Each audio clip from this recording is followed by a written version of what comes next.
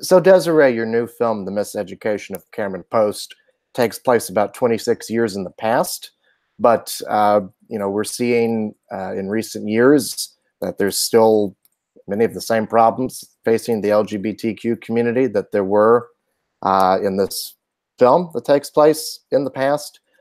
Talk a little bit about why you felt the need to make this film today.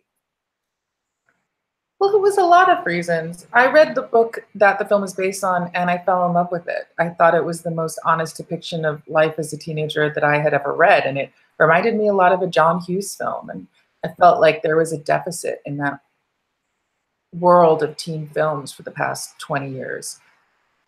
I also felt like it was a subject matter I hadn't seen dealt with like this, and particularly female sexuality.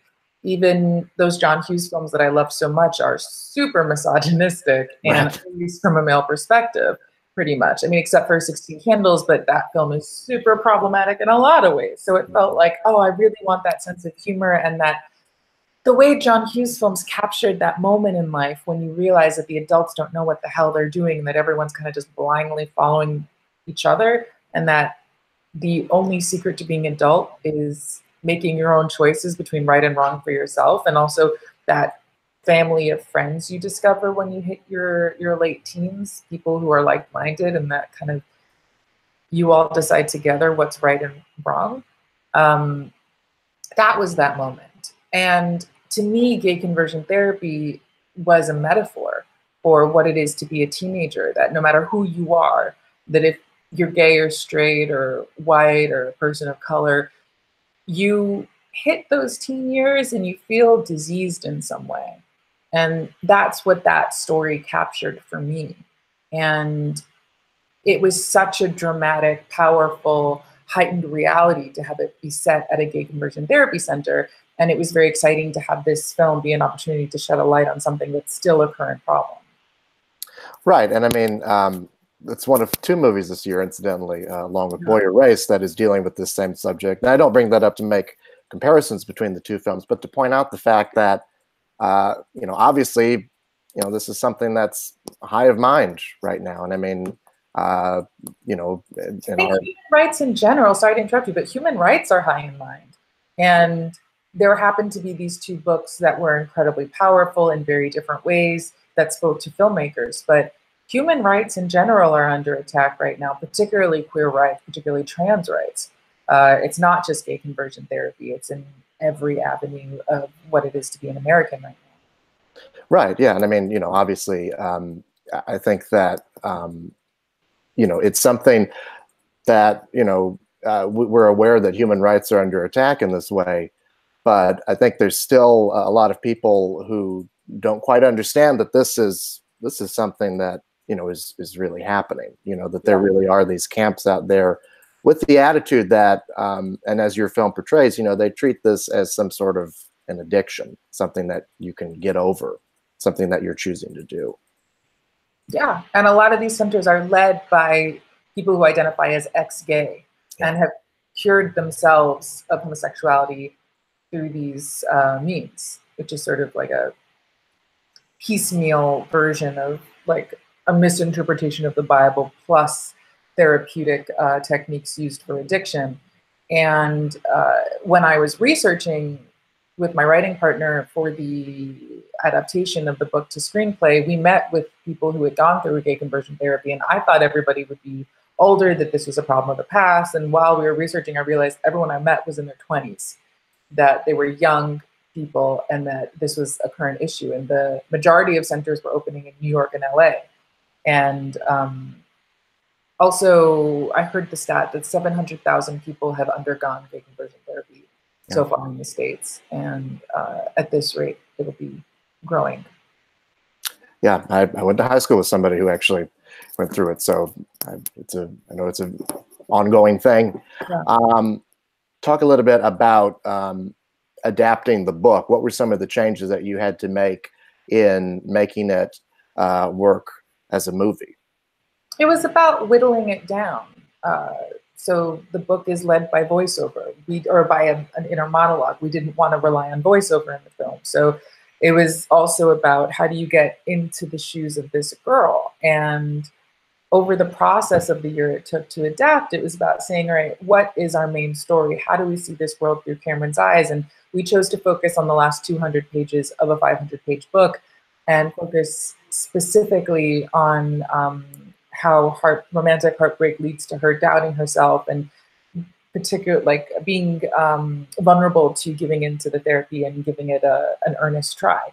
So that was the thing I learned about this process was killing your darlings and letting go of things in the book that you were so attached to and fell in love with. The book focuses a lot on this orphan girl's relationship to her parents' death, and we weren't able to include that. So it was a matter of trimming it down and then realizing, well, how do we bring these characters to life?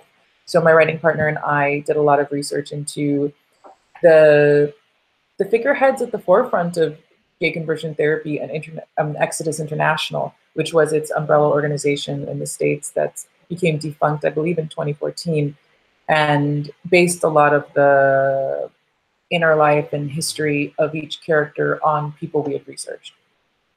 You must have done a lot of whittling to turn a 500-page book into a 90-minute movie. You basically East of Eden did. One thing I found interesting was how you talk about how she decides to give it a try, right? And you kind of you represent a spectrum of people's experiences in these camps. And Cameron's character in particular seems to kind of run the gamut of being resistant to it, being open to it, and then finally escaping from it. Not to spoil anything, but can you talk a bit about and also the other characters in there as well, sort of each have their own separate experiences in it, and she kind of bounces off of that as well. Can you just talk a little bit about representing the spectrum of people's experiences within these camps through your characters? For me, it was more about reflecting the spectrum of characters in high school and growing up. I wasn't so married to this is the reality of gay conversion therapy. I don't have an agenda with this movie. I mean, clearly I hate anything anti-queer. I hate gay conversion therapy, and this film has a moral responsibility to reflect that honestly and ethically. But for me, it was about lust and love and what it is to be a teenager, like who cares about like gay or straight. So it was, to me, I was so much like Erin, who's Cameron's roommate, who's such a loser and repressing all of her personality and her feelings to try to be like others. I was always doing an imitation of someone else. Mark is perfect, the other camper is someone who, or disciple, student there, is someone who does everything by the book and succeeds and is sort of the trophy child, the case study of success in gay conversion therapy, success in air quotes. Let me see, Jane and Adam, who become Cameron's family at that place,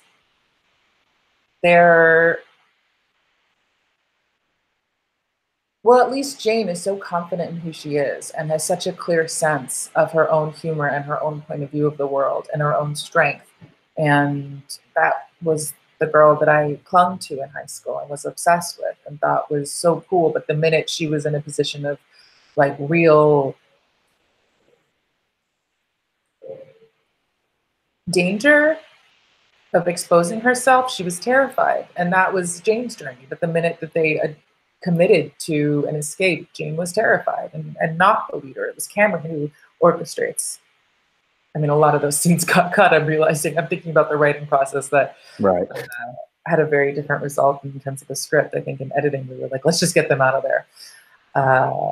But yeah, each person was trying to be reflective of the different characters I came across growing up.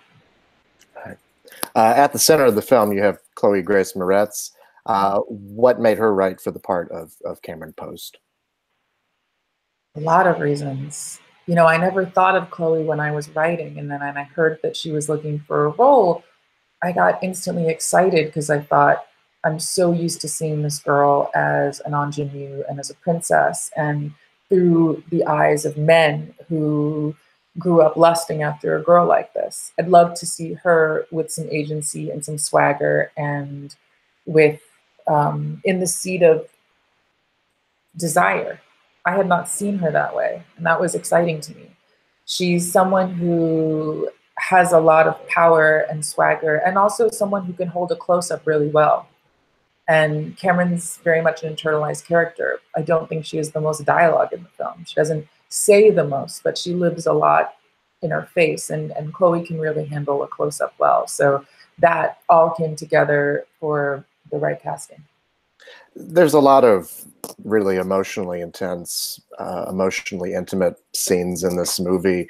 I wonder, as a director, I mean, what is your method to try to, you know, get somebody to the place where you need to get them to go, but also not, you know, get in the way so much? I mean, what is your method like to get people to these places you need to get them to go? To be honest, I don't get them there. I cast well. They're actors and they do it all themselves. I really hate the idea of being an emotionally manipulative director who strong arms these performances. It's different for each scene, and you see what each actor needs. In this film, particularly because Chloe's had so much experience, and the other actor who did the most, you know, the other actors who did the most heavy lifting, I guess, were Owen Campbell, who plays Mark, and John Gallagher Jr., who plays Rick. They're also quite seasoned and have worked a lot in theater doing live work, at least John has. And they all just did their own thing. I think being a director is a bit like being a curator, in that you curate your team and you realize who needs to be where and what they need. And then on set, you're a bit like a conductor and you're seeing, okay, who needs support? Who needs to, where do they need to come in? And what area needs a bit more backseat driving. And I have to say, I stayed out of the way.